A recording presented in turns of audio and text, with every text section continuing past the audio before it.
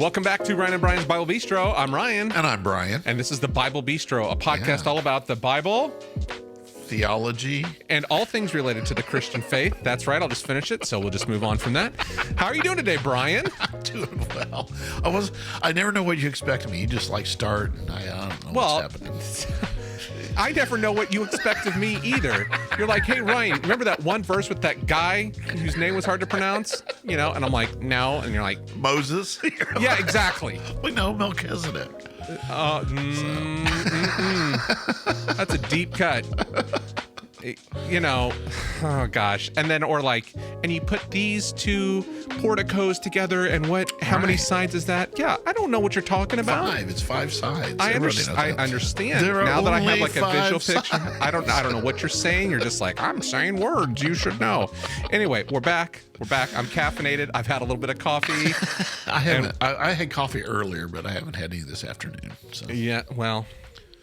Cheers. Yeah, cheers. So we're back. We're continuing today. Yeah. Season 4 is well underway now. Season 4 is well underway. And if all goes well, previously, I'm just going to mention this. Previously, we would have had a guest on the podcast, Andrew Root. So if it has not happened before this, I'm sure it's going to be great. Again, podcast recording time has not happened before this, but excited for that. And we've got some other guests we're working on right now that you're working on, Brian. Yes. Wink, wink, nudge, nudge. Get on it. Some special guest. Another couple other special guests. But anyway. Maybe some location stuff. Who knows? Location. Let's talk Location's confirmed. Location's confirmed, but we should do some shorts or something there. So yes, absolutely. Well, we are back. We're continuing Leviticus, the series that you've all been begging for. Leviticus, the book of Leviticus. What other podcast is doing a series in the book of Leviticus? You know what? I don't think there is. Everybody's like, "Oh, this is going on in the world. This is wrong. Deconstruction." We're like Leviticus. Doesn't make us better. Well, maybe. A little. Okay. So we just finished up chapters 1 through 7. We kind of did those as a unit, spent a couple of weeks talking about the sacrificial system. So the next thing that happens in the book of Leviticus is there's a focus then upon the leaders. So here's how the sacrificial systems is supposed to take place. And it was fascinating to me as I was reading through Leviticus this time and kind of doing some studies and so forth. It had never occurred to me. Did I ever tell you I had a class in graduate school that was called Pentateuchal Studies? Pentateuchal? That's what it was called. It was a great class. It was a fantastic class. We just focused on the Pentateuch. So we did talk about Leviticus quite a bit, but it had never occurred to me that, what's it like to start up a sacrificial system, right? And that's kind of what we get a little glimpse into that today in chapters 8 through 10, because you've got these leaders, the priest, right? And so how do you offer sacrifice? And there's some interesting things I think we'll learn here. How does this begin? Do you just say, okay, we're going to start up on March 1st, and there it is, right. or how do you ramp up to this? And so the key word today, I think, is going to be consecrated. That God is saying to the priests, you are a set-apart people. You are a consecrated people in order to offer these sacrifices on behalf of the whole people. But they have to be set apart first. Their sins have to be forgiven first in order for them to be leading the people in this way. And so it's an interesting thought. It's an interesting concept, this idea of how do you start the beginning of the sacrificial system that's supposed to go on and it's supposed to be the way, again, like we talked about a little bit last week, the way that God is giving for his people to draw near to him. So that's what we'll look at today. Okay. An interesting little story, too. I mentioned in the introduction to Leviticus that there are a couple of narratives, and this is one of those 2 narratives that we find in the book of Leviticus. Okay. Well, let me ask you a question before we kind of get into this. So you say the word consecrated, kind of set apart. How should we think differently about this? Like the idea of holiness, which I think, sometimes has been like set apartness, and then consecrated. So do you see these as kind of synonyms with each other? How should we think about this? I think they're similar. So I would say consecrate is the idea of, how do I say this? To put oneself in, I'm making this definition up off the top of my head. I love it. Is the way I would define consecrate is the act of setting oneself apart for holiness. Let's say something to that effect. You get what I'm saying? In other words, it's pre-holiness. I think it's. I would say it's what I started to say was it's the way you become holy, but it's not really exactly correct. It's setting yourself apart from it. It's about separating yourselves from the things that would cause you not to be holy, and allowing then God to work in a way that is able to make you holy. Okay. So that's kind of, now I'll go back and read a definition. I'll think, I forgot this part of it. But to consecrate, of course, is a verb. The other word, and here's the word that keeps coming to my mind. This is more of a New Testament word, though, is the word sanctify. And this Jesus uses that for his disciples, talking about, asking God to sanctify them, to set them apart. And that has within its root the word holy. I was just talking to somebody about this last week in English. English is such a messed up language, and it's so much easier typically if I'm an English speaker who wants to learn Spanish, for example, that's going to be a more regular language. But if you're a Spanish speaker trying to learn English, there are all kinds of irregularities. And one of our difficulties is, I didn't know this was going to be a lecture on linguistics, but one of the difficulties we have with English is that we've borrowed from so many different languages, and we do it inconsistently. So it's like, hey, we're going to borrow this part of the verb from this language. We're going to borrow this part of the verb from the other. So you get, I go, you go, but then it's I went. It's like, shouldn't it be goed? No, it's not goed. It's went. Yeah. So we got those kind of things. But here's an example of that. In the New Testament, the Greek word for holy and sanctify have the same root. And we've borrowed from two different languages. We borrowed, I think one's Latin and the other's Anglo-Saxon, I believe, is the reason there's that difference. So we use the word sanctuary or saint or sanctify, but then we also use this word holy. But in Greek, they would have had the same root to them. Okay. So that's not what we're talking about today. But anyway, consecrate, I would say, is more the action. It's more the verb part of this. Moving you towards putting holiness. yourself in a position where you can be holy. Is okay. Well, I just wanted to, as you were saying, consecrating that set apart, just as I'm thinking is kind of going, well, this sounds like the word holy a little bit, in that God is so holy, he's so different, set apart from us. Yeah. And there's two ways in which God is holy, but that's another. I didn't want to go down there. I gotcha. All right, so I'll let you get on with what you want to talk about. That's fine. Let's look at Leviticus chapter 8. So I'm going to look at a little bit of a longer section. I thought we might break this up some as we read it, just because it's going to be so long for a listener to listen to. So go ahead and read verses 1 through 4 for me, and then I'll pick up after that for a while. Yeah. The Lord said to Moses, "Bring Aaron and his sons, their garments, the anointing oil, the bull for the sin offering, the 2 rams, and the basket containing bread made without yeast, and gather the entire assembly at the entrance to the tent of meeting."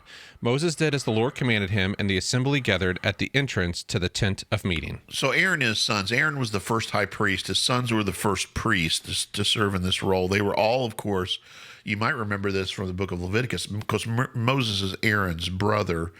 But both of Moses and Aaron, and Miriam is their sister, but all three of them, their parents were both Levites, both the husband and the wife. The father and the mother of Aaron are Levites. So Aaron becomes the high priest. The Levites become the tribe of the high priest.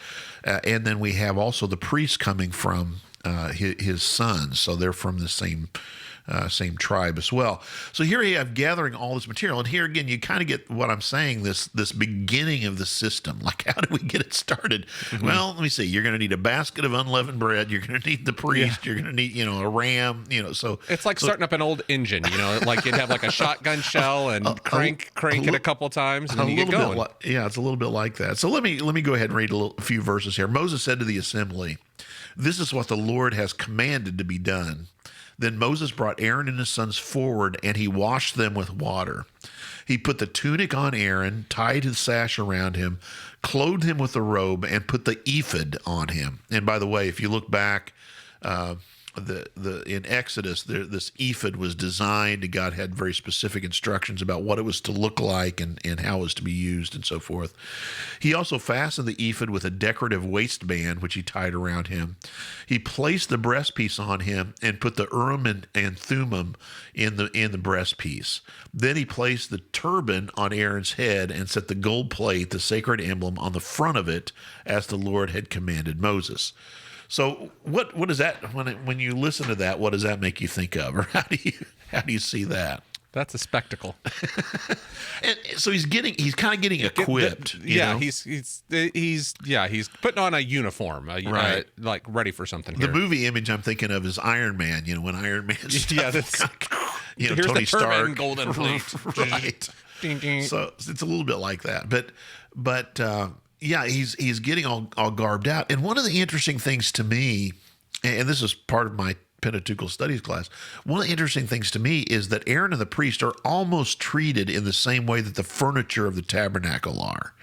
So you get what I'm saying? They have that kind of role where they are to be used. They have this purpose, right? They have this use, and that is to bring people into the presence of God.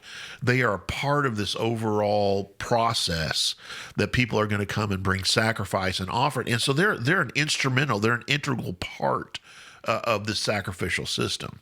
And so, all of these, the Urim and Thummim, that's easy for me to say. Uma right? and the Thurman. Wow. That all these things are they have a purpose, they have a use, and so he's being equipped in all this so that he can serve in the way that he's supposed to. Okay, I have a question. For you, because you were about to say. Any thoughts on that? Was that what you're about to ask? Say me? that again. Were you about to say? Do you have any thoughts on that? Yeah. Well, so let me ask you this. Again, my mind's just running through this. We see the washing with water. Yeah. Is this the first time we see this really starting to come, like this washing with water, the kind of the ritual cleansing before they come? Is this? I don't know. That's a good question. My impression would be no. Because it seems like it's just said, yeah. Right. I think that there. It's possible. Let me do some research on that, and we'll think about that the next time. But certainly, the water is a cleansing, right? It's again a setting apart. I do know that there were other kinds of setting apart that was done in this way. The first one that comes to mind is obviously the Exodus, the covenant ceremony in I think it's Exodus 18, but their blood. Right, it's not water; it's blood is sprinkled on the people, and basically God says that you are now receiving the covenant. You're being my set apart covenant people, and so that was the first thing that came to mind. But I can't think of another water thing other than the Red Sea, which is referenced in what 2 Peter, 2 Corinthians. It's in a Peter. It's in a Peter somewhere there too. What are you talking about? The Red Sea? No, not the Red Sea. Sorry, I'm a liar. Oh, the covenant ceremony. I was thinking about Moses going through the Red Sea. Yeah, I don't know what you're talking about there, but the baptism, or no, it was Noah in the flood. It was Noah in the flood. I'm an idiot. Yeah, just go on. Noah. And I'm just. That's okay. If you are listening right now, I apologize. But it is mentioned in I said 2 Corinthians, but it's actually, I believe, 1 Corinthians chapter 10. You've got that basically he says that all of them were baptized. The whole nation of Israel was baptized in the Red Sea. Do you remember that passage? Mm-hmm. Yes, that I do remember. Yeah, and so that's what I thought you were referring to. That's the first thing that came to my mind is 1 Corinthians chapter 10. So anyway. What was I going to say? So did you have another question? Was there anything? Oh, the washing with water. But it's not only that. We're going to see also that the sacrifices are going to be offered, and we'll see that in just a minute. Go ahead and read then verses 11 through 13, then, if you will. Finish or 10. I'm sorry, 10 through 13. 10 through 13. Then Moses took the anointing oil and anointed the tabernacle and everything in it, and so consecrated them. He sprinkled some of the oil on the altar 7 times, anointing the altar and all its utensils and the basin with its stand to consecrate them. He poured some of the anointing oil on Aaron's head and anointed him to consecrate him. Then he brought Aaron's sons forward, put tunics on them, tied sashes around them, and fastened caps on them, as the Lord commanded Moses. So you see what I'm talking about, this idea of consecrated is repeated repeatedly. But the anointed, it's interesting, the tabernacle is anointed, the altar is anointed, and then Aaron is anointed, right? Mm-hmm. So like I'm saying, it's almost like he's a part of the furniture. He's a part of the complex. And I would say it's true when they're in that role. When they're in that role of high priest, they're serving as kind of the active part of the tabernacle, if you will, the kind of the action part of the tabernacle. Mm-hmm. And they're the ones who are supposed to do things the right way. They're the ones who are supposed to know the law and these kind of things. And then we're going to see that there are burnt offerings made. And we're not going to look at all these passages because we talked a lot about offerings before. Mm-hmm. But I think it was actually this passage that sparked my mind that said, oh, this is kind of starting the whole thing up.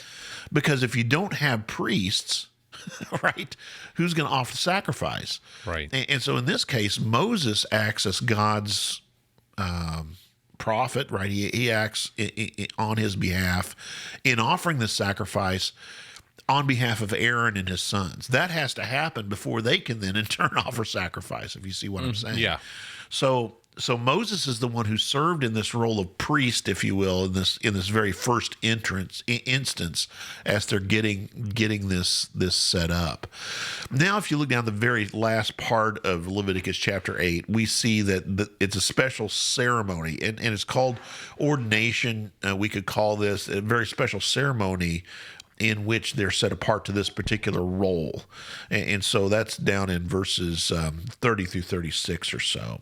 Okay. We see that. Do you want to read that for us? Yeah. So this is chapter 8, verse 30. Then Moses took some of the anointing oil and some of the blood from the altar and sprinkled them on Aaron and his garments and on his sons and their garments. So he consecrated Aaron and his garments and his son and their garments. Moses then said to Aaron and his sons, "Cook the meat at the entrance to the tent of meeting and eat it there with the bread from the basket of ordination offerings, as I was commanded. Aaron and his sons are to eat it.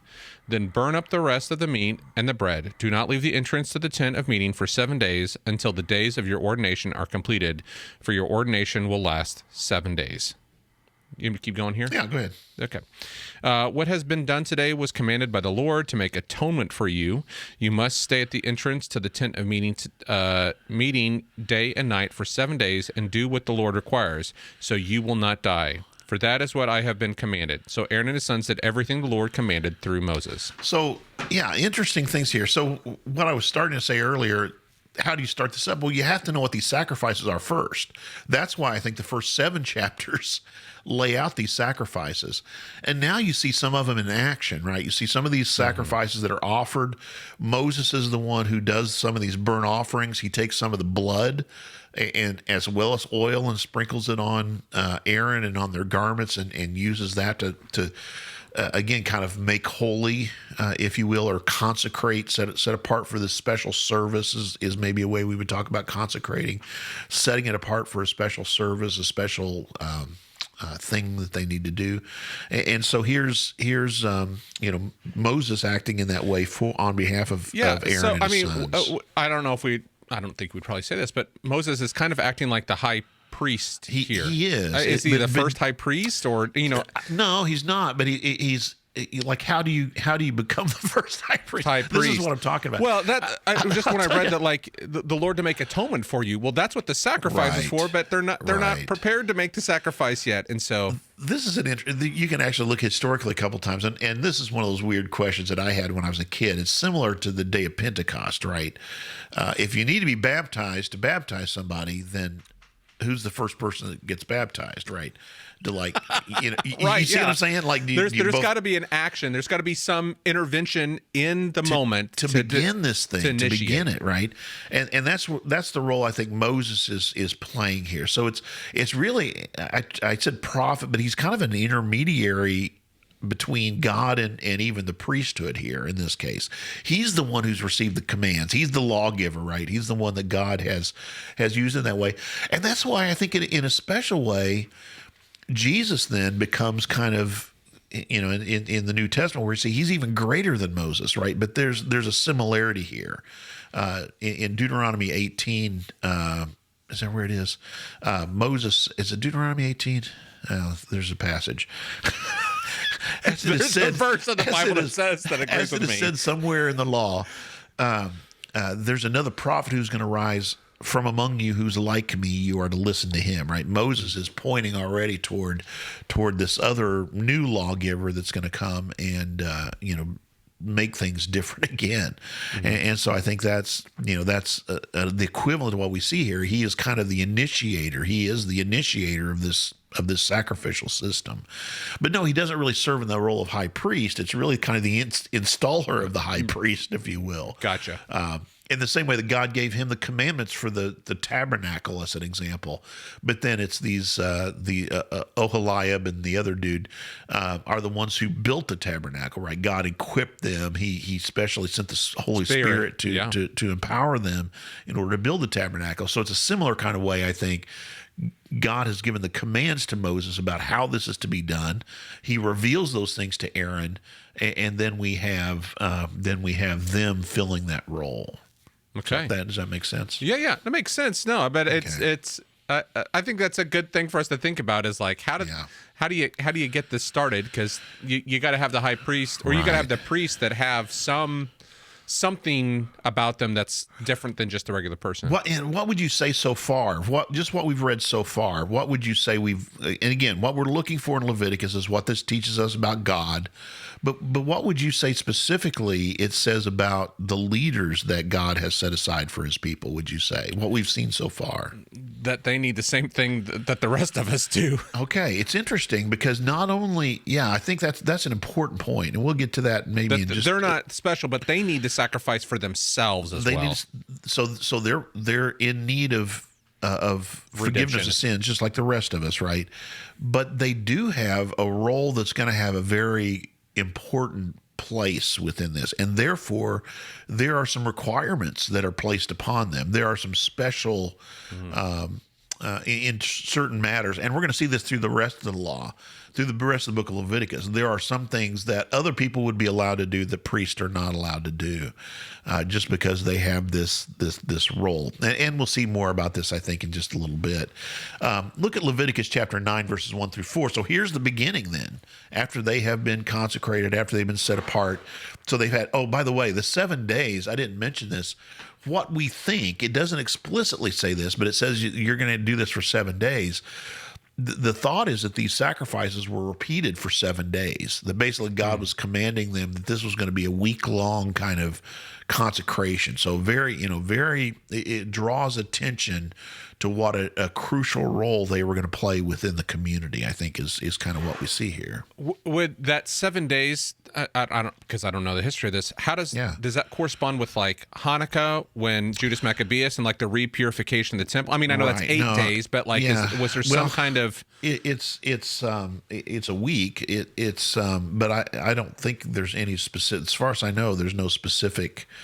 I just didn't know because they had that amount of time for consecrating, like if this was a similar thing. I don't know if we know the date of this or not. I'll have to look at that, I'm just drawing random connections here with the Bible, everyone.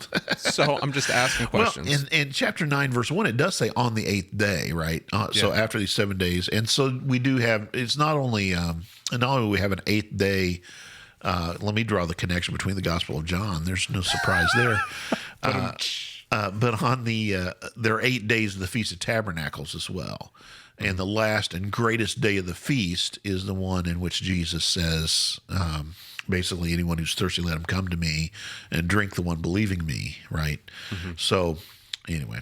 Okay. Chapter 9, verse 1. On the 8th day, Moses summoned Aaron and his sons and the elders of Israel. He said to Aaron, take a bull calf for your sin offering and a ram for your burnt offering. Again, think about this. Both of those we learned about in the last 7 chapters of this book, right? Or the first 7 chapters of this book before we get to chapters 8 and 9. So take a bull calf for your sin offering, a ram for your burnt offering, both without defect. Present them before the Lord. Then say to the Israelites, take a male goat for a sin offering, a calf and a lamb, both a year old and without defect for a burnt offering, and an ox and a ram for a fellowship offering. Remember that fellowship offering was they're gonna have a party together here. Well, and it's to be offered on behalf of the priest, right? The priests are this is kind of they're part of what they're going to eat, to sacrifice before the Lord, together with a grain offering mixed with olive oil. For today the Lord will appear to you. So, here's the beginning of this sacrifice. So they talked about it in chapter 7.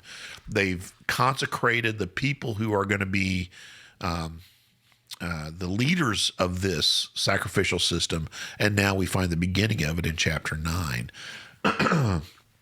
Down in verses 12, go ahead and read 12 through 15. Yeah. I want you to notice there it says specifically that what we were just talking about. Go ahead and read that for us. Then he slaughtered the burnt offering. His sons handed him the blood, and he splashed it against the sides of the altar. He, by the way, is Aaron here, I should say, yeah. They handed him the burnt offering piece by piece, including the head, and he burned them on the altar. He washed the internal organs and the legs and burned them on top of the burnt offering on the altar. Just like it said you might remember, it said that's the way it was to be done, right? Yeah. Keep going here. Yeah. Aaron then brought the offering that was for the people. He took the goat for the people's sin offering and slaughtered it and offered it for a sin offering as he did with the first one. And remember what we talked about, the sin offering was to make atonement. So here, and this is what we were just talking about, the priest had to offer sacrifices for themselves first, for their sins, in order to be in a position to offer sacrifices on behalf of the sins of the people. And again, it's a reminder that they are, even though they're very important, and even though they are representing an important role that later we're going to find being filled in a fuller way, they are not ultimately going to be able to deal with sin, right? They have to deal with their own sins first before they can do what's necessary in order to make atonement for the people. So there's a passage in Hebrews, couple of maybe go look at Hebrews chapter 7, 26 for me, 26 through 28, and it refers. I have to say, throughout this entire series so far, I always want to bring up the book of Hebrews, but I've been trying to avoid doing it every step of the way. But I thought this was interesting. What the Hebrew writer says here. Here we go. 26 through 28, Hebrews 7. Yeah. Such a high priest truly meets our need. One who is holy, blameless, pure, set apart from sinners, exalted above the heavens. Unlike the other high priests, he does not need to offer sacrifices day after day, first for his own sins and then for the sins of the people. He sacrificed for their sins once for all, and for all when he offered himself.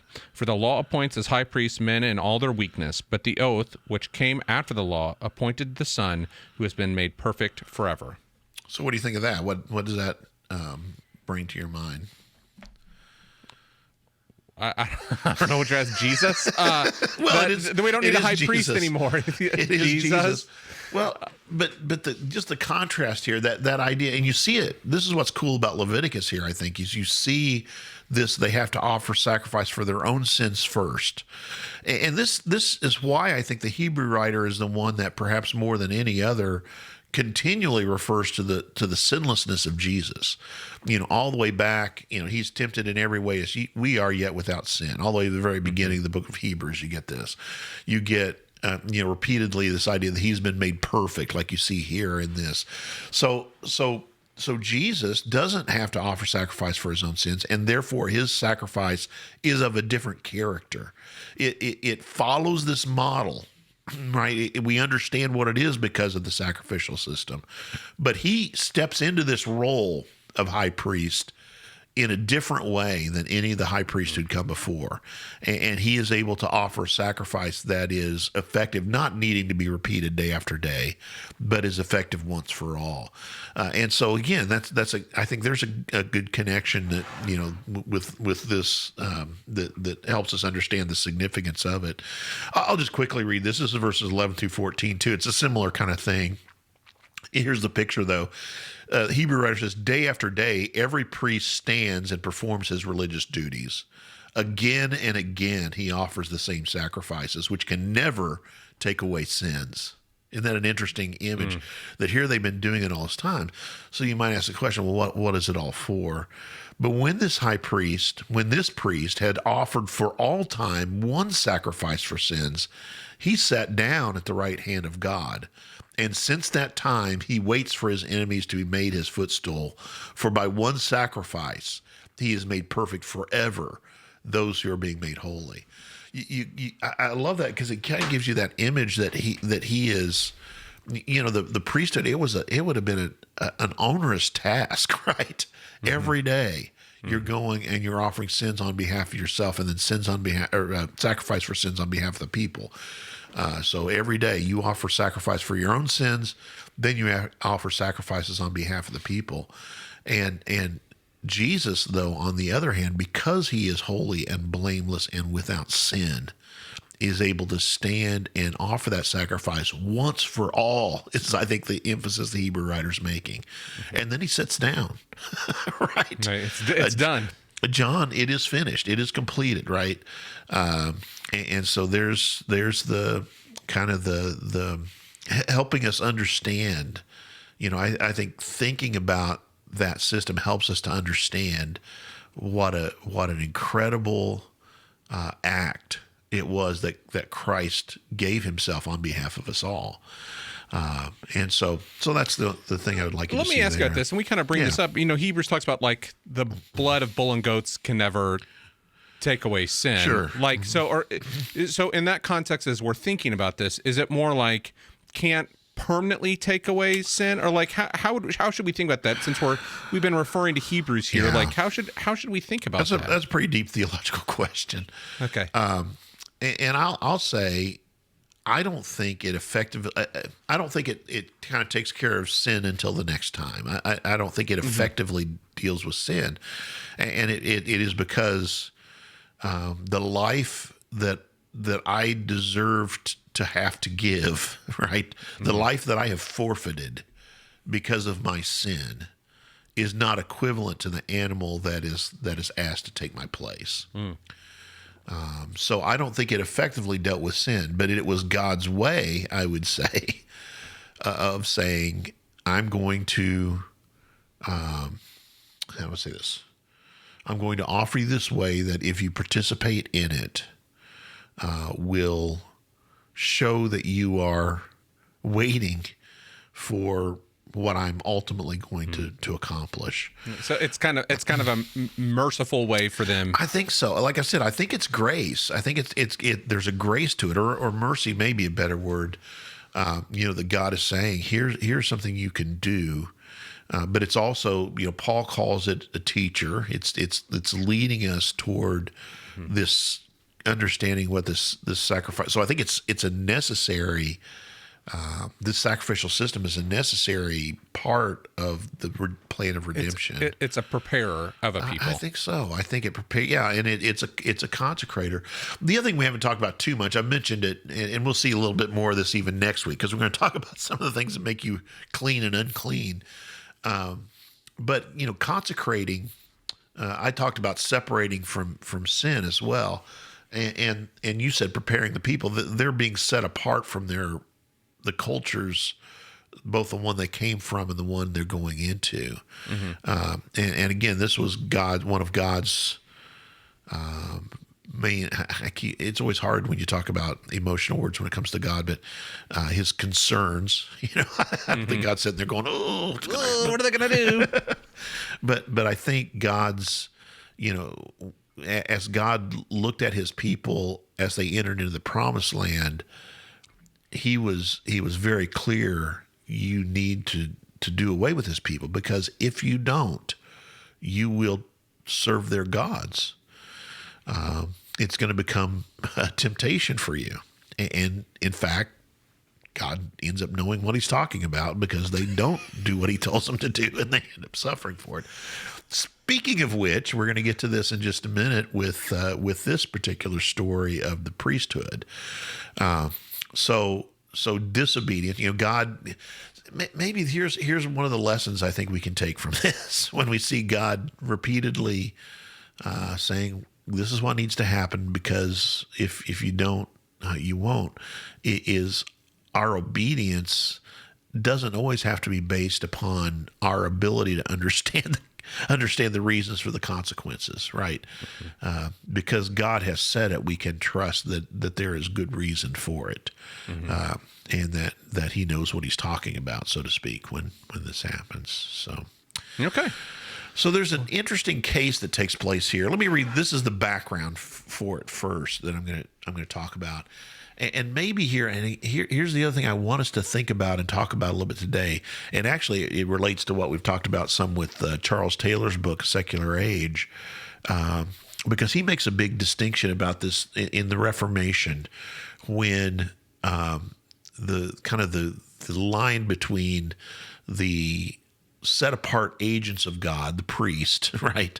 That line between them and the average person was erased in the Reformation, which he sees as part of the move toward the secular age, that erasing this holy, this holy space, these holy set apart people, erasing those distinctions. So any place becomes holy, any person becomes a priest, right? Priesthood of all believers, which we believe is scriptural, right? And as Protestants, as products at least of the Reformation, we understand that to be a biblical, the truth. But he would say that erasing that has had negative consequences as well. And so what I guess here's where I'm going with this is, part of what I see in this whole part of the book of Leviticus is God trying to help Aaron and the priest understand why this role is such an important thing, and the people too, that this is a unique role, that this is a role that, the high priesthood has literally a unique role. This is an important role, and what does that reflect? So anyway, as we look at this, kind of think about that as well. I know I didn't make that very clear, but here's the background for what I'm getting ready to talk about. It says, then Aaron lifted his hands toward the people and blessed them. So the sacrifices have all been done; they're all laid out. God, remember, God said, "You're going to see me today if you do these things." Right. Then Aaron lifted his hands toward the people, blessed them, and having sacrificed the sin offering, the burnt offering, the fellowship offering, he stepped down. Moses and Aaron then went into the tent of meeting. When they came out, they blessed the people, and the glory of the Lord appeared to all the people. So God's glory appeared. Now, I don't know what that looks like, but we usually imagine a great light. It's what we usually think of. The glory of the Lord appeared to all the people. Fire came out from the presence of the Lord. So the idea is that the presence of the Lord is in the Holy of Holies. It's where the Ark of the Covenant was. Fire came out from the presence of the Lord and consumed the burnt offering and the fat portions on the altar. And when all the people saw it, they shouted for joy and fell face down. Okay, so kind of awestruck, right? The joy of, here's our God. Here he is showing himself, right? We see his glory and we see his action in consuming this sacrifice that we have placed before him, our priest have placed before him. And then falling face down, I think is in the true sense of the word awe, right? They are truly in awe of God and can't stand in his presence. And therefore they fall to the ground. We see other examples of this in Scripture, obviously. Face down, right? So they're not looking at God. That's the background of what we have here. Fire comes out from the presence of God and consumes the sacrifice. Questions or comments on that? Anything? Yeah, so we would say this is when God's presence began to reside on the mercy seat. Well, yeah, I mean, maybe. We already see it, though, right? The tabernacle's already been built. Right. We have, God leading his people by a pillar of fire at night, a pillar of smoke by day. But yeah, there's something that begins here, I think. So is this when we think of when God has tabernacle? I mean, I know the tabernacle is built, like when we say this is when God has establishing his presence, like I think so. At this time. I mean, he's led them in a different way. Yeah, in a different way. Yeah, I think so. I think this is my mandated. Yeah, this is going to be my. Again, I always struggle with words because you think about the nuances of it, but people understood that God's presence wasn't limited to the tabernacle. I don't think the Jewish people understood that he was limited to the tabernacle like other gods. In fact, they make a big deal about that. It's not a box that he's kept in, right? But his presence is seen in a specific way in this place.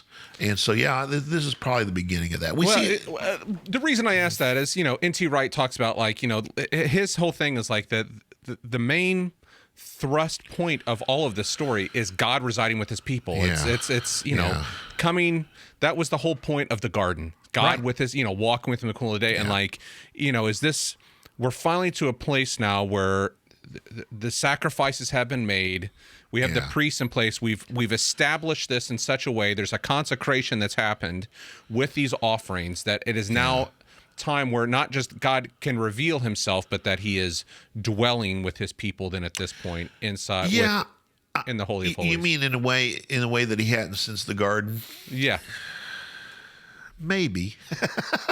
How's that for a definitive answer? Hey, everybody, coming to the Bible Bistro. I think it's, I get what you're saying, and I absolutely agree with that idea. And not only, Greg Beale's, I can't remember the name of the book, but his book about worship is really what I think explicates that well. So it's interesting to me that the tabernacle. Well, let me say it the opposite way. When John looks into heaven, and is the door to heaven is opened up to John in the book of Revelation, and he sees heaven. It's the shape of the temple. It's the shape of the tabernacle. And I think it's the other way around, actually, that the tabernacle is made in the shape of this realm of God, so what people are invited to do, this may be a good way to say this. What people are invited to do at the altar is to come into the presence of God. And in order for that to happen, they have to be cleansed, right? And they have to offer sacrifice on behalf of their sin. Because to come into the presence of a holy God is a awesome thing, literally an awesome thing. And we've seen people's reaction when they recognize the presence of God. So God in a different way, I would say, is now dwelling with his people. But God had met his people at various times along the path. Right. I'm not. So I'm not saying. I guess my thing is like, yes, God has revealed himself in different times. Through the Exodus journey and so forth. But the tabernacle is a special way. Well, especially and like with this installment of them and the sacrifices happening now with the starting up. Is there a change of relationship now that this has begun, that these sacrifices have been offered and so forth, and that's what we're seeing here with God manifesting his presence in this way and consuming the offering? I hadn't preached for very long when I preached this sermon that I called the four temples, right, or the four tabernacles. And you see the tabernacle here, you see the temple at a later period of time, then you see Paul saying to the church, you are the temple of the Holy Spirit, right? And God's Spirit, God by his Spirit lives in your midst among all y'all. And Just gotta throw it It's in there. plural. It's plural. Yeah, I know. I got you. And then we have the where the whole world becomes the temple, right? In the book of Revelation, the presence of God there. Now there, I will be their people, right? And I will be with them, and I will make my dwelling with them. That's the consummation of this, I would say. So we're not yet to where, I guess that's my only hesitation. We're not yet. He's not dwelling with them in a way that he's going to. Oh yeah, right. But I'm just saying, like at this point, like is there a change of relationship here? And yes, if we can't say it, we can't say it. No, but I think that's true. This seems to me like this is kind of this narrative is building. Like, hey, here's how to do this, and then like we are inaugurating something here. Yes. Something a change has come. We see these sacrifices finally getting ramped up. Moses is doing this. Aaron is the high priest. The sons are priests after this, and we see there's the offerings for the people, and there's the fellowship. It's like we're bringing them together, and now God's showing Himself. Now there's something different here. And then the big deal then is when we see, because of Christ's sacrifice, the indwelling of the Holy Spirit. That's a change in relationship as well. But again, even that's pointing right. It's a partial. It's a partial. It's a deposit guaranteeing what is to come. Would it be a seal, like a little mark? According to Ephesians. Yeah. But you see what I'm saying is it's moving in that direction. Yeah, this is another step in the progress of redemption, I would say. Yeah. Okay. It's good. All right. So now let's talk about the negative stuff. So look at what happens. I'll let you read this. Nadab and Abihu are the names here. I'm sure you know that. Yeah. Chapter 10, verses 1 through 4. Yeah. Aaron's son Nadab and Abihu took their censers, put fire in them, and added incense, and they offered unauthorized fire before the Lord, contrary to his command. So fire came out from the presence of the Lord and consumed them, and they died before the Lord. Moses then said to Aaron, "This is what the Lord spoke of when he said, 'Among those who approach me, I will be proved holy. In the sight of all the people, I will be honored.'" Aaron remained silent. Okay. You going to keep going here? No, that's the farce I want to go. So right now, two sons of Aaron, Nadab and Abihu, offer the older translation. Yours said unauthorized. The NIV says unauthorized fire. The old version says strange fire, and foreign, is the word here. Strange, outlandish, I suppose, unauthorized, right? Different words have been used to explain this. And do you notice what is it that kills them? Fire. Fire that comes out from the presence of the Lord in the same way, right, that fire had done previously. So we find the fire that comes out. So what is it? So why? Wow. That's pretty serious. I feel like I can see Moses' body language doing this. Like, this is what I told you would happen. Like almost a hand. Well, like stanza. And this gets tough here in a minute.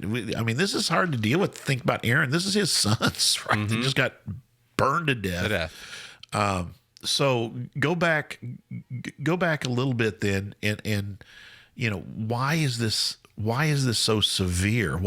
Why is this penalty so severe? And Moses, what does he say? It's not just I told you so, but this is what God meant, right? This is what God said. And basically, so here it's not here's what I think we need to understand. And this is we always ask the question, what do we understand about God in relationship to this? I don't think it's about the priest, right? It's about the holiness of God, and that is not something to take lightly. And they, for whatever reason, we're going to talk about this. I'll talk about the different ways that this is sometimes understood, but for whatever reason, they did, specifically it says what God had not commanded. That was the important part of this. Unauthorized fire, strange fire that God had not commanded. So they took it upon themselves to do this, and Moses' response is God is going to be glorified by the priesthood. He's going to be seen holy before the people because of what they do. And their actions are not going to, take away from that, essentially. I'm just conjecture here. Sure. I wonder if this is like calling back to what they came out of in Exodus. Like, it's just like, I was reading a book. It was just like, the one thing that kind of set Yahweh about is he's giving you his commands, and he's outlining how you are to worship him. Yeah. And in these other syncretic, polytheistic things, it was kind of like, I'm kind of figuring it out as I go. Right. Are these guys just like, oh, it's another fire. It must be a sense of worship to him. And this is... It could be. Do they have, what are their it's total intents? conjecture. Yeah, what are their intents? intents? It's just kind of like, oh, this is the God, and we just worship him in any way. Like it's a carryover from what they've come from. So there are a few different ideas about what's going on. So the two passages we probably need to look at, I'll look at Exodus 30 verse 9. You look ahead in Leviticus 16 verses 1 and 2. Okay. And these are two passages that possibly give us a little bit of a hint into what's going on here. Chapter 30 verse 9 says, do not offer on this altar any other incense or any burnt offering or grain offering, and do not pour a drink on it. So some people think it has to do with what incense that they are offering. They're offering something different than that which God had commanded. That's one possibility. Read Leviticus 16 verses 1 and 2. The Lord spoke to Moses after the death of the two sons of Aaron on who died when they approached the Lord, Aaron who died when they approached the Lord. The Lord said to Moses, tell your brother Aaron that he is not to come whenever he chooses into the most holy place behind the curtain in front of the atonement cover on the ark, or else he will die, for I will appear in the cloud over the atonement cover. So, it's interesting. This is the only other time we find this mentioned. And it's like, it says, okay, he says this to Aaron, whose two sons had died. And so another possibility is that, because what he's saying is, don't do this at any time you want. You only do this in the prescribed times. And so there's some people think that the strange incense here is that they are stepping outside of the prescribed times of burning the incense. And there's, in that sense, that would be probably closest to what you said. There's some people who see this almost like, let me put it this way, God doesn't answer to the priest, right? The priest answered God. Mm-hmm. And so they are not the ones. It's like, oh, look at this cool fire that, came out of, well, I mean, I shouldn't belittle. You get what I'm saying? Gotcha. We just saw that. We saw similar to like what this is almost like a pagan conjuring, like the the Egyptian magicians. That's what I think. Not that you're not trying to manipulate. I would say the difference between Christianity or worship of the true God and religion's attempt to manipulate the deity into doing what we want him to do. Which is what all the Egyptians were, that was the Egyptian, the polytheistics typically are, is like, I'm trying to appease them so they bless me. So that is the basis of any religion, even bad Christianity, is me trying to twist God's arm to get him to do what I want him to do, right? Rather than conforming myself to his will. That'll preach, won't it? And so I've preached it once or twice, I think. What were we talking about? Deconstruction? Anyway. Okay. Anyway, moving on. So that's another possibility. Look at what's immediately following this. Look at verses. What does verse 5 say? And this is an interesting little tidbit that you notice when you study the whole book of Leviticus. This is the only time that God speaks directly to Aaron. But notice what the next regulations that he talks about here are. Let me see, and let me get back there because he basically tells the people who are supposed to take their bodies outside the camp. They're supposed to be taken outside and left there. But then it says, verse 8, he says, then the Lord said to Aaron, you and your sons are not to drink wine or any other fermented drink. And some people think that maybe this indicates that Nadab and Abihu were drunk when they offered this strange fire. In other words, they were not. And the idea is you're not going to do things in the way you're supposed to, or you're going to be impaired in doing this. And they could all be true, couldn't they? In some way. Well, it could be, but yeah, I'm just offering. Like, he could be drunk and offering at the wrong time, and like it's a combination of thing. That's how I got my. It could be, but then Aaron, you get what Aaron's saying here, or God is saying to Aaron. Again, the only time he ever speaks to him is why would this specific regulation occur right or here? You will die. Or you will die. And again, remember Moses had already said that you're to do these things in this particular way, or you will die. So this is the reason this story is here. Is obviously this is an illustration of how serious and significant this role is. The last possible point here I was going to make. Now I've forgotten what it was. Let me see. So we talked about the possibility that they're drunk, the possibility they're offering the wrong incense at the wrong time. Oh, so the reason I gave you the background there, if we didn't have that chapter break between 9 and 10, then what we have is this fire comes from God, and everybody else is awestruck face down. And here's Nadab and Abihu. So it could be kind of playing, not seeing the seriousness of the awe, not being in awe of God in the way that all the other people are, which is an interesting, again, when you read it without the chapter break, you see what I'm saying? Yeah, you might see that this is all one flowing story here where the presence of God has shown up, consumed, everybody's falling face down, and then here comes here they're going to do this. And again, I think that now, if there's anything that goes together, I think it's them kind of saying, okay, well, let's see if we can conjure the same thing. Like Dad just did it. Dad and Moses just did it. Let me see if we can fire it up. Oh, that's interesting. I never thought about the fact it was two, like Moses and Aaron. I never Moses saw and Aaron that parallel. were just That's in there, and interesting. they did that. So let's see what we can do. That's an interesting parallel. So, all right. Any other questions or comments on that? I don't know, and I love it. Yeah, so let me finish up here, verses 8 through 11 of the end of chapter, or down a little bit further in chapter 10. Then the Lord said to Aaron, you and your sons are not, this is what I just talked about. But basically what it says is you won't be able to distinguish between the common and the holy, is what he says. So the final question I kind of had for you, and I don't know how we're doing on time. I feel like we've been talking about this forever. But we've got a few minutes here.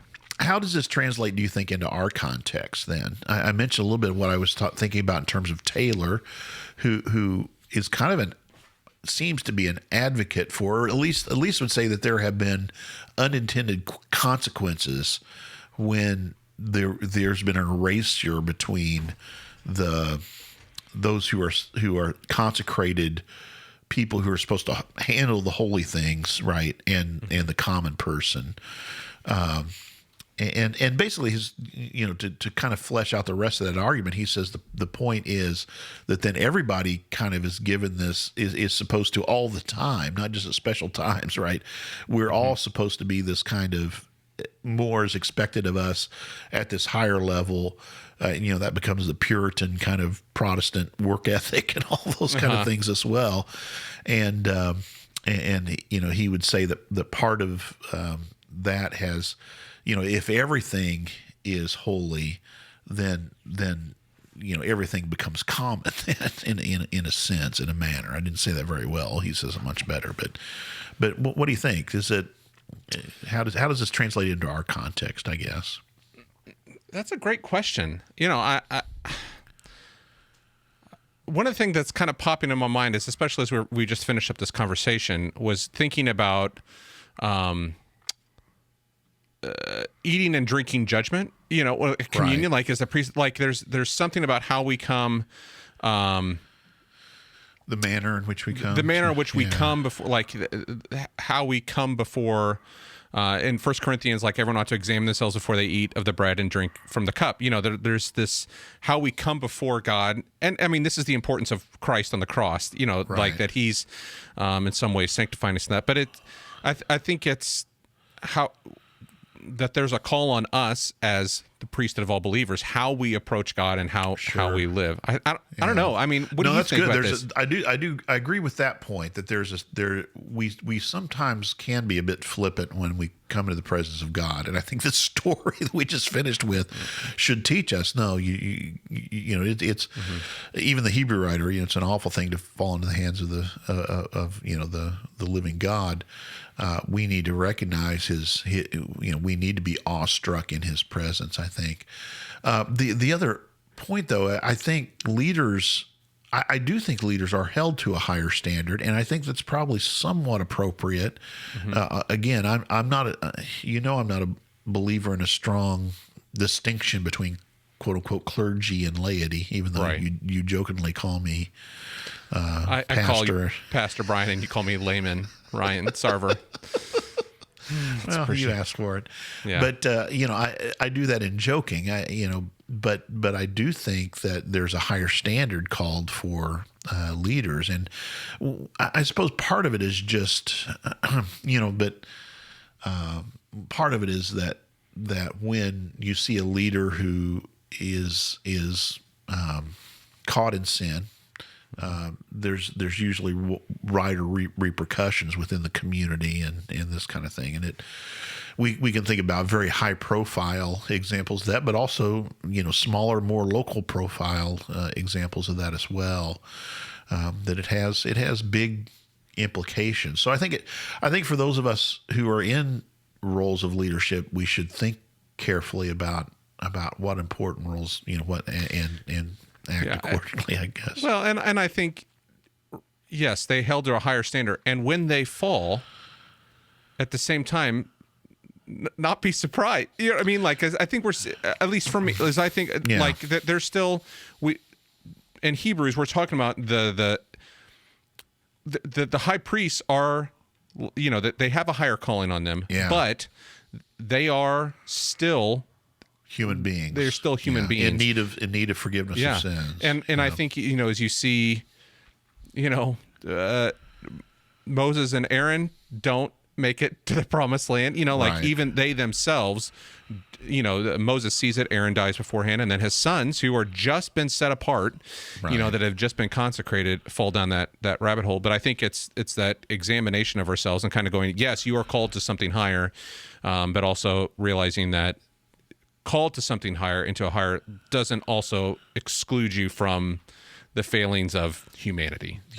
And again, maybe makes us point again to the importance of the grace of God in Christ and his sacrifice, him being holy and blameless, and the sacrifice once for all. So anyway, that's what I think this part of Leviticus kind of points us to, the leadership and the consecration of leadership and, for God's people. But again, the reflection, this is where I was going with that. The importance isn't for the purpose of the priests themselves, but it's the way that they're reflecting God. You even see this in the kind of sacrifices that we saw in the last section that are required to be brought, but without defect, the best of your flocks and herds. That's what's supposed to be brought before the Lord. So it reflects upon His majesty, His glory, is what we're looking toward, I think. Yeah, that's great. Hey, you know what? I'm kind of liking this Leviticus. Good. I'm gonna give it to you. I mean, it's good to reflect on some of these things, to think back about how did this all look out, and that it was why these things, just as we examine why did this happen, what are potential causes, but kind of going, when they fail to reflect something, that's when the judgment comes in. You know what I mean? Like, you have a call to reflect the holiness, the otherness of God in this way. So I think it's really good. I hope you still enjoy it next week when we talk about why you can eat a cow and not a camel. So I've been to Egypt and I still haven't had camel, so I don't know. I'm sure I could have had it. But anyway, all right. Well, Brian, thanks so much. Excited to continue in this Leviticus series, and we'll chat with you next week. All right. See you then. See you. Bye-bye.